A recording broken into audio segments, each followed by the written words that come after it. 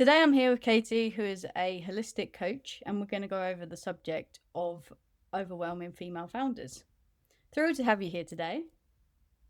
Morning, or afternoon actually, isn't it? So Yeah. welcome and thank you. And thanks for having me. A reflected first question for you. From your experience, what causes more overwhelm in female founders than anything else? I think that's a really interesting start point because certainly from a coaching perspective, everyone's unique and everyone's journey is unique. So we always have that as a foundational principle and value in coaching. However, in terms of founders and business, I definitely think it's the juggle, particularly in those early days where you've got to somehow find the balance between doing your business, being in your business, working on your business, and then actually making sure you have some kind of life outside of all of that.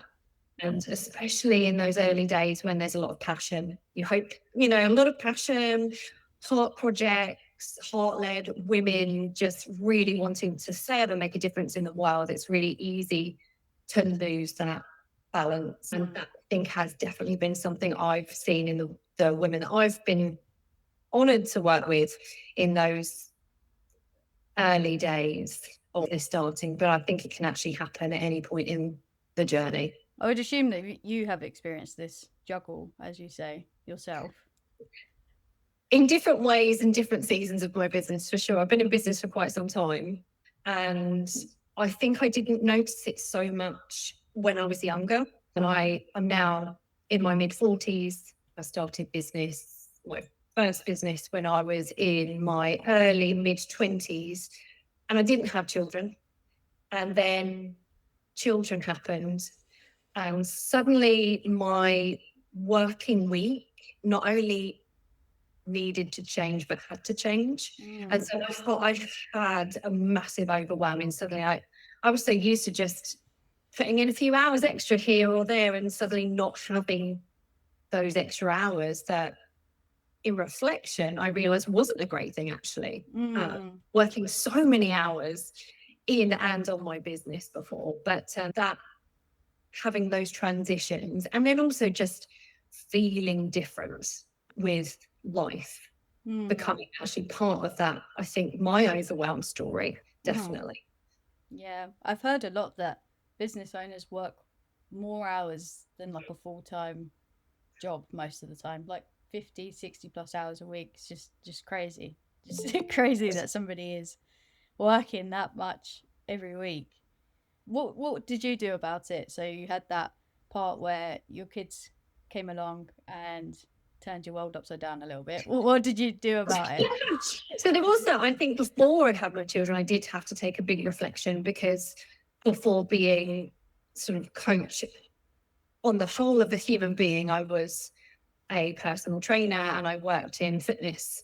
And I definitely saw 60-hour weeks, not 60 hours of movement, not at all, but my body was tired. So I had a physical overwhelm. So I did have to overhaul my energy protection in my business earlier on than children. But I still was definitely, I hate to think if I was to put down on paper the hours I was working a week, what I was actually working before children. But then when children come along, it certainly, for me, meant that I had to think very, very wisely about simple things like how do I sort childcare out? What are my hours? So I became, I guess, actually probably setting up my business in a much more efficient way, but also very boundaried. I'm wondering if perhaps that was the biggest turning point for me, was really establishing very strong boundaries, even to the point of getting a work phone.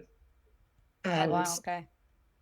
that's the work phone. When I'm working, that's on. When I'm not, it's not. Don't perhaps, if everyone's busy and doing their own thing and I've got an hour that I need to do some admin, maybe I'll pop it on then, yeah, for sure. And even to the sense of I put all my social media and everything else. Right. You completely like separate it. Yes, and that's it. So that's protected. And that was protecting time as well for me. So you focus have my presence and my energy is here in my family. Now my energy is here in my business, because I can't, and maybe don't want to as well. I think an element of juggling those energies. They're very different energies for me. And so I needed to be able to shut off. So yeah, I think that's probably the biggest difference. There's lots of nuances, way, but definitely those things. For sure, sure. It's really interesting you say that actually, because I've made all of my apps boring. Like I've made them all colorless, so that when I open the phone, I don't go on them all the time. Because otherwise, I just start working. Like you say, like you start on your business account and then you start working automatically. It's just yeah, separating is a good way to go, I think. From working with your clients, what would you say is the most impactful change you've helped them with to reduce overwhelm? I think that's a really, really good question. I think if you ask them, and I really hope this would be the response, that each one of them would say something completely unique and different. Mm-hmm. It's coaching, again, it should reflect that in the outcome. But although it is incredibly personal, the change perhaps within my clients, I think if I was to weave a thread through their journeys and how that has been impacting on overwhelm and all of those things in that they've kind of started working me with, it would probably be to really understand what deep health means to them and how that could look, and what those foundational pieces mean in their business life, their personal life, and everything in between. And I guess underneath all of that is truly deeper clarity. And I think if you can distill coaching and kind of the work that I do into one word, it would be clarity. Hmm. I'm curious about what you said there, where you said deep. What was it? Deep. Deep health. Yeah. Where does that come from? It's the first time I've heard that kind of as a Yeah, it's an phrase. interesting phrase, isn't it? So I Yeah. think years I've used well-being, flourishing. My background is in coaching and positive psychology, and it's all about the science behind human flourishing. But a lot of these words, I feel, kind of lose their impact in translation sometimes. And I started doing a certificate in sleep stress management and recovery practices through Precision Nutrition. It's an American, a really large body, an incredible program, and it's a concept they use. So when I heard deep health, suddenly it was like a light bulb went on. I went, that's exactly what this is. It's a bit like there's self-care. So a phrase that I love is self-care. However, I love sacred self-care and deep self-care. And I think they're slightly different things. And health has so many parts to it. Mm. Kind of where's the impact? Where do we have the big, and deep health is those big impactors. It's surface level, and then we're going to get really underneath to what matters. Do we use the most? Maybe not, but what matters in terms of having very positive change that then all the other parts of health kind of sit on. And I've used foundations, and I love all of those expressions, but actually foundations aren't really in when it comes to well-being. Certainly a picture of well-being on levels, but deep health kind of is. It's a very interesting way of looking at how can I ensure that I really am looking after me and me right now, especially in business, especially when you're a founder, when you're starting out, how can you look after yourself in those ways? And that's the essence of deep health. That's really interesting. Yeah, when you said that earlier, I thought that's a really interesting. I've never heard anybody else use that kind of saying, but it hits like it's more at like the core of you, I would say, than yeah, like the surface level bits that you do, like drinking 2 liters of water every day and all that sort of stuff that we get told to do. Which is so important. It really Yeah. is important. All of those things are part of this wider puzzle of health, aren't they? Deep health, when you're looking, deep health is looking at stress. It is, there is more to it than these things, but looking at stress, looking at that story of stress, looking at sleep, looking at how we are restoring when we've had times where we are a bit overwhelmed. So, it's It's a curious phrase that I'm still really trying to kind of understand what it means for me as well. Yeah. Yeah. Okay. What are your top 5 adjustments people can make in their life to reduce overwhelm? Again, really brilliant, because when you pick like 5, I want to let's deliver how many. I'm going to put a caveat to this to say it Okay. always depends. It depends. It depends. And I think it really does, because Mm. all of us are carrying around very different things. And I will answer your question, I promise. But I always want to say to someone, I say, yeah, we all have the same 24 hours. We genuinely don't. Our worlds are completely different all the way around the planet. We don't have the same 24 hours. I think it almost goes for the same with stress and overwhelm of those 5 things. But I'm going to try. I'm going to try my best. Okay. I think the first one, and this I think is just really sharing wisdom from the length of time that I spent doing what I do and being a business owner, is slowing down. Hmm. And slowing down, if you're brave enough, courageous enough to try and sometimes do that when we feel like we should be speeding up, if you can slow down, that really can just taking a pause, I guess. Slowing down, taking a pause would be my first one. The next one would be to be intentional, very intentional, and craft out, even if it's a small amount of time, for well-being every day.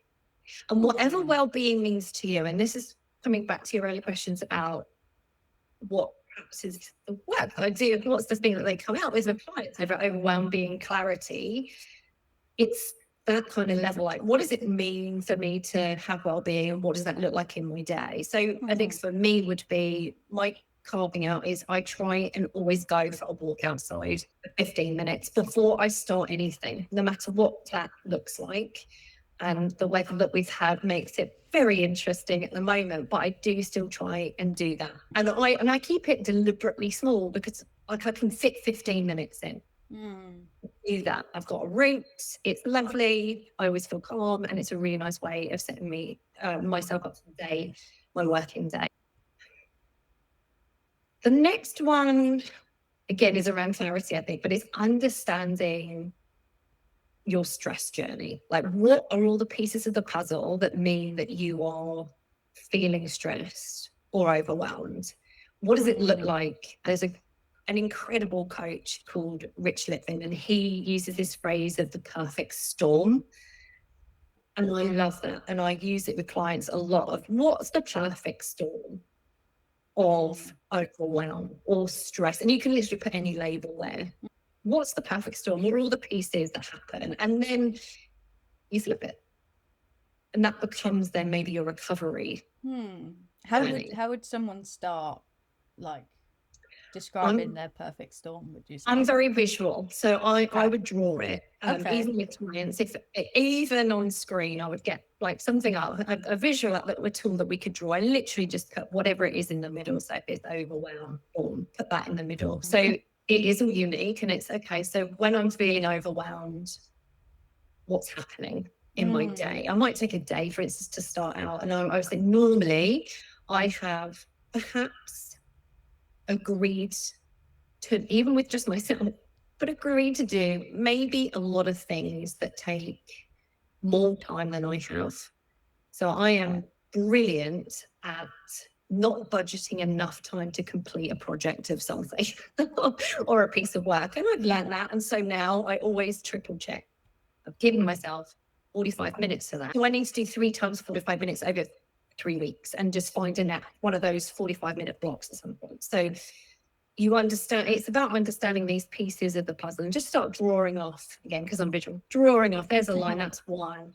It could be that I haven't got flexibility in my day for the schools of those.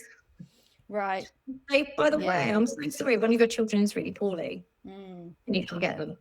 Yeah, I think it's really tough as a business person to manage unexpected things coming at you.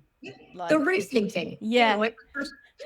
Oh, now the roof's leaking. And it's not that I mean, the reality is, how can we really pinpoint these things in our days? But it is more, so for me, an overwhelm would be not having some windows of flexibility. Another one would be not taking a lunch break. Right.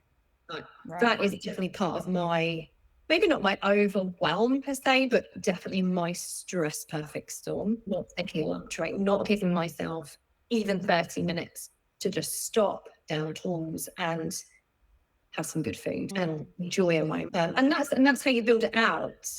It's just, and you go through until you've exhausted all of those areas. It could be not having a boundary conversation about protected time. It might be not having a conversation with your partner about your day ahead, and the fact that actually you're going to be, especially if we're now, lots of us are working from our homes and remote working. I've got a retreat space, which is brilliant, but sometimes I actually need to be physically in. Like today, I'm in my kitchen, and it's about having those. If I don't have those conversations of like, I need to have some quiet time. Is it okay? I'm going to be in this space, and I was like, if I've not had those things and had taken the time to have those conversations, that really can make me feel like, oh, like, how am I going to manage this? And now I feel overwhelmed. Because you're also getting support from your family as well when you have those conversations, aren't you? They're going, okay, like have a good meeting or whatever, it's nice to hear, isn't it? Absolutely, for sure. Yeah. Okay, number 4. You're on number 4. Damn well remembered. This is easier said than done, but I would say that if you can take some time to create a habit or simple habits that are about protecting and prioritizing rest and sleep, do so. Okay. And that's one of those deep health pieces. It's tricky. It can feel very challenging. And there are times when it's much easier and smoother than others, but it's for sure worth taking a little bit of time to reflect on that part. Yeah, for sure. I would say that's my biggest struggle with sleep. I find it so hard to fall to sleep, and then once I'm asleep, I have horrendous dreams and nightmares. So I feel like I haven't slept by the time I wake up. But yeah, I've always struggled with sleep, especially around work, and if I'm stressed, it's just like 10 times worse. So yeah, I've tried having a routine and everything. I guess I got to go back to it. It's getting bad again, but like not looking at my phone before bed and things like that. So yeah. And there are some simple things that you can try out. And I think I mean, there are an incredible resources out there, and there are incredible coaches that specialize just in sleep. Yeah. But certainly, I think the biggest thing for me about any habit change is not doing everything, but trying one thing, like becoming in an experiment. If you change all the variables, you then can't trace what variable is actually having the impact. Yeah. And so especially when it comes to things like sleep, find it, just trying one thing and seeing how that lands and making it easy and simple. Okay. And it's challenging. Yeah, for sure. And your 5th one, your last one? Oh, it's obvious, I think. Clarity. I'm overwhelmed. I wonder, and I'm often curious with my own and clients' feelings of what overwhelm means to them, but also in terms of whether overwhelm is a collection of things happening or whether it's very specific. And knowledge is always power, isn't it? And so actually taking some time, I think, going back to that perfect storm activity, really, maybe taking some time to really think about how it shows up, what it does, how you feel, what whys and whens, and really taking some time to have deep clarity about overwhelm and your overwhelm, because we can't ever explain it really truly to someone unless we understand ourselves. What is it? What is this thing called overwhelm? Yeah. it means something different for everyone, doesn't it? Yeah, like you said, like everybody is unique, and you experience stress in your own unique way, and your body reacts in its own unique way to stress. And yeah, it's very, yeah, a unique topic, and that's why I think it's so popular, and people try lots of different things to help with it. But you can become overwhelmed by trying to be overwhelmed.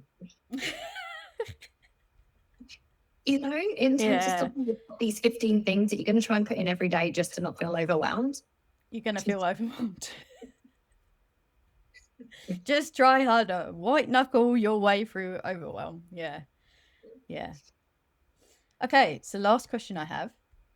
If there's one thing you wish business owners listening today would give themselves more permission to do, what would it be? One thing pinning me down. You're only allowed one. Be selfish. Ooh, say more. I think this is not about if we take ego out of the definitions of what we're told just is in society, take away all those kind of preloaded misconceptions maybe about what being selfish is.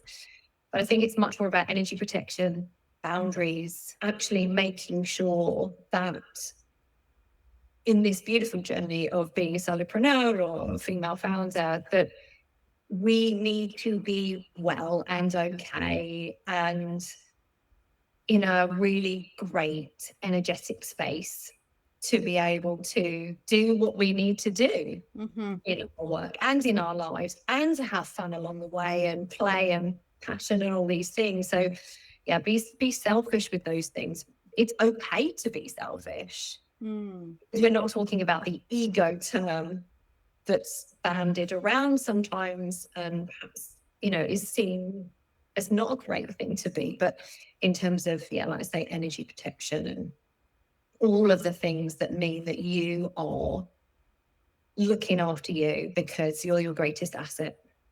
Yeah. Yeah, I really hear you with that. Like, you can't serve people well from half an empty cup. You need to be full before you can fully help anybody else. Yeah, that old saying of how are you going to love yourself? How is anybody going to love you if you don't love yourself? Something like that. I'm probably wrong. Yeah, absolutely. Yeah. But yeah, it's a very similar thing. Well, thank you so much for that conversation. It was really insightful. So I'm just going to round us off here. Katie is a holistic coach who can help you with one-to-one coaching, massage and restoration, workshops and retreats. She's based in Dover in the UK. If you're a female business owner needing help with being balanced in your life, please get in touch with Katie. I'll put all of her links in the description below the video. And thank you so much, Katie, for joining me today. It's been really valuable, insightful conversation on the subject of overwhelm. Thanks, Mel. Take care. Have a good day. Bye. Bye-bye.